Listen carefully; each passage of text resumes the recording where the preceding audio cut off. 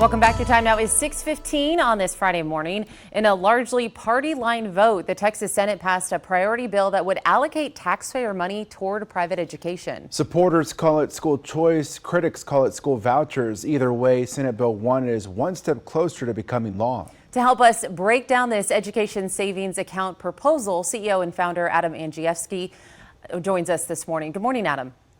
Good morning, Allison. Good morning, John Carlos. Adam, walk us through what's happening at the Capitol this week. So it's a preliminary victory for those pushing for school choice, which would be historic in Texas. Here's what our boots on the ground are telling us. Although the Senate passed this SB 1, this blueprint for Texas education, it now gets kicked over to the House. And there are strong rumors that the House is just going to adjourn and not even pick it up next week.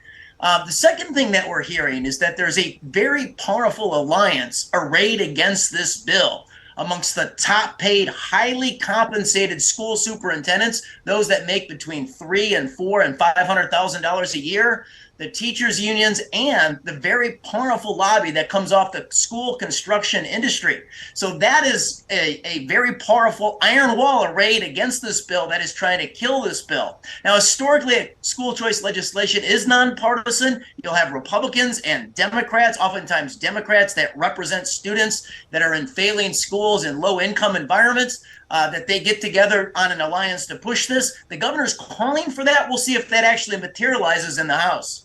And Adam, you touched on this, but how much money do school construction contractors make, and how big are these projects in Texas? Allison, this is something to watch. These projects are absolutely massive. So we took a look at the largest bond referendums for schools in Texas history. And so you have the biggest one ever is in Dallas. That was $3.4 billion on school construction. Right now, actually, the second largest ever was just in 2022, was right there in Austin at the Independent School District, and that was approximately $2.4 billion, despite the fact that the Austin district has lost 10,000 students on headcount since 2017. Now, one of the bond referendums we're watching is in the Dallas suburbs out in Prosper, Texas. They're pushing for a massive, and this is absolutely hard to wrap your head around, $2.8 billion in school construction on a bond referendum. And just in 2019, they already did one of the largest in Texas history at $1.3 billion. So there is a lot of money at stake. The school contractors feel on these projects. Adam, why do the proponents of school choice argue it's necessary?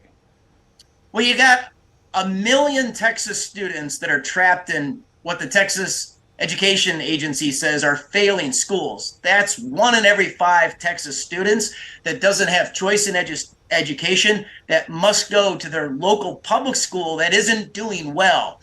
You've got 250,000 Texas students in private education, and it's not fair to the parents. They have to pay for the property taxes for the local public school and pay the private school tuition.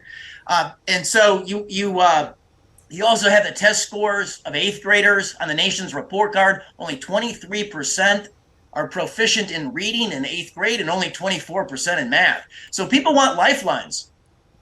Adam, the teachers union says teachers are underpaid throughout our state. Can you give us some examples of this?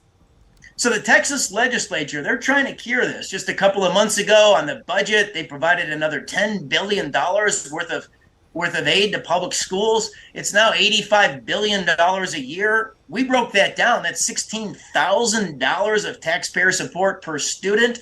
And Allison, so if you've got a class of 20, there's $320,000 every year for that classroom provided through the Texas state government. But right there in Austin, we've identified at openthebooks.com that out of the top paid 300, there's a structural problem. Only 3 are teachers. So there's a structural problem in Austin and Texas schools where the dollars just aren't getting into the classroom. They're funding a massive administrative bureaucratic education K through 12 class.